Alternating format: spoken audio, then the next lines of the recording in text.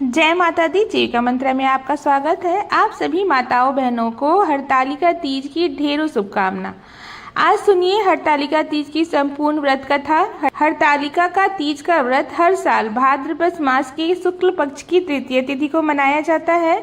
इस दिन सौभाग्यवती स्त्रियां और कुमारी कन्याएं नए लाल वस्त्र पहनकर या नए शुद्ध वस्त्र पहनकर मेहंदी लगाकर 16 श्रृंगार करती हैं। कुंवारी कन्याएं इस दिन माता पार्वती को सिंदूर अर्पित करती हैं और सभी सुहागिन महिलाएं या कुंवारी कन्याएं शुभ मुहूर्त में यानी कि इस दिन प्रदोष काल के समय भगवान शिव और माता पार्वती जी की विशेष पूजा अर्चना करती हैं। इस पूजा में भगवान शिव और देवी पार्वती की मूर्ति की विधिवत पूजा की जाती है। फिर हरतालिका तीज की कथा सुनी और सुनाई जाती है। माता पार्वती को सुहाग का सारा सामान अर्पित किया जाता है। भक्तों में ऐसी मान्यता है कि जो सभी पापों और सांसारिक ताप को सभी कष्टों को हरने वाले इस हरतालिका व्रत को विधि पूर्वक करता है, उसके सौभाग्य की रक्षा स्वयं महादेव और देवी पार्वती करते हैं।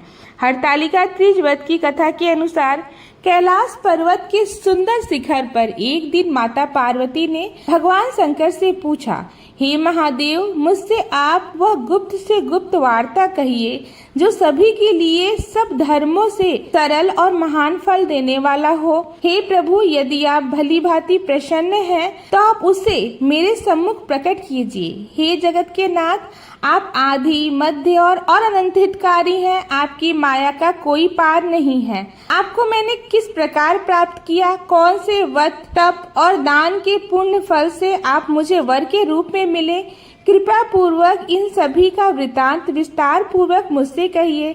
तब श्री महादेव जी बोले, हे गौरी, पर्वतराज हिमालय पर स्थित गंगा के तट पर तुमने अपनी बाली अवस्था में 12 वर्षों तक अधोमुखी होकर घोर तप किया था। इतनी अवधि तुमने अन्न न खाकर पेड़ों के सूखे पत्ते चबाकर व्यतीत किए। माँ की विकराल शीतलता में तुमने निरंतर जल में प्रवेश करके तप किया। वैशाख मास की जला देने वाली गर्मी में तुमने पंचाग्नि से अपने शरीर को तपाया। सावन के मूसलाधार वर्षा में खुले आसमान के नीचे बिना अन्न जल ग्रहण किए अपना समय बिताया। तुम्हारे पिता तुम्हारी कष्ट आदि तपस्या को देखकर बड़े दुखी होते थे, उन्हें बड़ा कष्ट होता था। तब एक दिन तुम्हारी इस कठिन तपस्या और पिता के कलेश को देखकर देवर्षि नारद तुम्हारे घर पधारे। तुम्हारे पिता ने हृदय से अतिथि सत्कार करके उनसे आने का कारण पूछा। देवर्षि नारद कहने लगे, नारायण नारायण, हे गिरिराज, मैं तो भगवान विष्णु के भेजने पर यहाँ उपस्थित हुआ हूँ। आपकी कन्या ने बड़ी कठिन तपस्या की है। उससे प्रसन्न होकर वे आपकी सुपुत्री से विवाह करना चाहते हैं और इस सौंदर्य में आपकी राय जानने के लिए यहाँ मैं आया हूँ। नारद जी की बात सुनकर गिरिराज गदगद हो उठे। उनके तो जैसे सारे कलेश ही दूर हो गए। वो प्रसन्न होकर बोले, हे श्रीमान, हे देवर्षि, अगर स्वयं भगवान विष्णु मेरी कन्या का वरण करना चाहते हैं तो भला मुझे क्या आपत्ति हो सकती है। वे तो साक्षात ब्रह्म हैं। हे महर्षि, यह तो हर पिता की इच्छा होती है कि उसकी पुत्री सुख संप्रदा युक्त पति के घर में लक्ष्मी बन के रहे, और पिता की सार्थकता भी इसी में है कि पति के घर जाकर उनकी पुत्री पिता के घर से अधिक सुखी रहे। तुम्हारे पिता की स्वीकृति पाकर हे देवर्षि नारद जी विष्णु जी के पास गए और उनसे तुम्हारे विवाह के निश्चित होने का समाचार सुनाया। मगर इस विवाह संबंध की बात जब तुम्हें पता चली तो तुम्हारे दुख का कोई ठिकाना नहीं रहा। तुम बहुत दुखी हो गई। तुम्हारी एक सखी ने तुम्हारी इस मानसिक दशा को समझ लिया और उसने तुमसे उस व्याकुलता का, उस दुख का कारण जानना चाहा।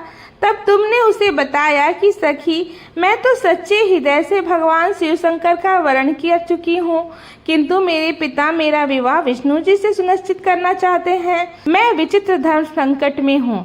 अब क्या करूँ? प्राण छोड़ देने के अलावा अब मेरे पास कोई उपाय शेष नहीं है। देवी तुम्हारी सखी बड़ी ही समझदार और सूझबूझ वाली थी। तुम्हारी सखी ने तुम्हें समझाते हुए कहा, सखी, भला इसमें प्राण त्यागने वाली क्या बात है। संकट के अवसर पर बड़े धैर्य से काम लेना चाहिए। नारी के जीवन की सार्थकता भी इसी में है कि वह पति रूप में हृदय से जिसे एक बार स्वीकार कर लिया जीवन पर्यंत उसी का निर्वाह करे। सच्ची आस्था और निष्ठा के समक्ष तो ईश्वर को भी समर्पण करना पड़ता है। मैं तुम्हें घनघोर जंगल में ले चलती हूँ, जो साधन स्थली भी हो, और जहाँ तुम्हारे पिता कभी तुम्हें खोज भी न पाए, वहाँ तुम साधना में लीन हो जाना। मुझे विश्वास है महादेव अवश्य ही तुम्हारी सहायता करेंगे और तुम्हारी तपस्या से प्रसन्न होकर तुम्हें पत्नी रूप में भी स्वीकार करेंगे। गौरा, तुमने ऐसा ही किया। तुम्हारे पिता उधर तुम्हारे घर पर न पाए जाने पे बड़े दुखी हुए, चिंतित हुए, सोचने लगे कि न जाने तुम कहाँ चली गई हो। मैं विष्णु जी से उसका विवाह करने का प्रण दे चुका हूँ। यदि भगवान विष्णु बारात लेकर आ गए और मेरी कन्या घर पर न हुई तो मेरा तो बड़ा अपमान होगा। मैं तो कहीं मुंह दिखाने लायक भी नहीं रह जाऊंगा। यही सब सोचकर गिरिराज ने बड़े जोर शोर से तुम्हारी खोज शुरू करवा दी। इधर तुम्हारी खोज होती रही, उधर तुम अपनी सखी के साथ नदी के तट पर एक गुफा में मेरी आराधना में लीन थी। भाद्रपद माह के शुक्ल पक्ष की तृतीय तिथि का दिन था और उस दिन हस्त नक्षत्र भी था। उस दिन तुमने रेत से शिवलिंग का निर्माण करके निर्जला व्रत किया। रात भर मेरी स्तुति के गीत गा गा कर तुमने जागरण किए।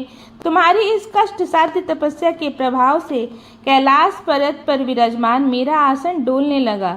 मेरी समाधि टूट गई। देवी, मैं तुरंत तुम्हारे समक्ष जा पहुंचा और तुम्हारी तपस्या से प्रसन्न होकर तुमसे वर मांगने के लिए कहा। तब तपस्या के फलस्वरूप मुझे अपने समक्ष पाकर तुमने कहा, हे प्रभु, मैं हृदय से आपको अपने पति के रूप में वरण कर चुकी हूँ।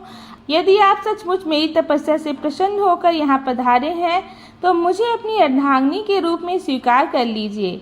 मैं इसके सिवा और कुछ नहीं चाहती हूँ। तब मैं तुम्हारी तपस्या से प्रसन्न होकर तथास्तु कहकर कैलाश पर्वत पर लौट आया। प्रातः काल होने पर तुमने पूजा के समस्त सामग्री को शिवलिंग सहित नदी में प्रवाहित कर दिया और अपनी सहेली सहित व्रत का पालना किया। उसी समय अपने मित्र, बंधु और दरबारियों सहित गिरिराज तुम्हें खोजते खोजते वहां आ पहुंचे और तुम्हारी इस कष्ट साध्य तपस्या का कारण तथा उद्देश्य पूछा। उस समय तुम्हारी इस दशा को देखकर गिरिराज अत्यंत दुखी हुए और पीड़ा के कारण उनकी आंखों से आंसू उमड़ पड़े थे।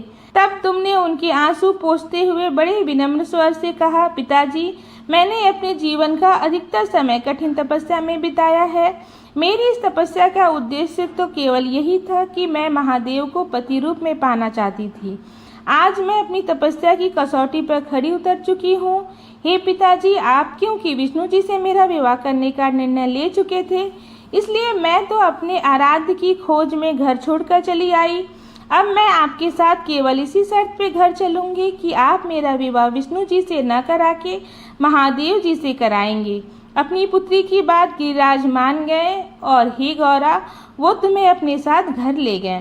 कुछ समय बाद शास्त्रोक्त विधि विधान पूर्वक उन्होंने हम दोनों का विवाह एक साथ करा दिया और हम दोनों इस प्रकार विवाह सूत्र में बंधे हुए हैं। हे पार्वती, भाद्रपद के शुक्ल पक्ष की तृतीय तिथि को तुमने मेरी आराधना करके जो व्रत किया था, उसी के फलस्वरूप तुम्हारा मुझसे विवाह हो सका। इसका तात्पर्य यह है कि इस व्रत को करने वाली कुमारी कन्याओं को मनोवांछित फल देते हुए और सौभाग्य की इच्छा रखने वाली प्रत्येक युवती को इस व्रत को पूरी एकाग्रता और आस्था के साथ करनी चाहिए और जो भी सुहागिन महिला इस व्रत को करेगी, मैं उसके सुहाग की रक्षा अवश्य करूंगा। ऐसा कहकर भगवान शंकर मौन हो गए। यह थी आज की कथा। प्रेम से बोलिए भोले शंकर भगवान की जय। जय माता पार्वती की।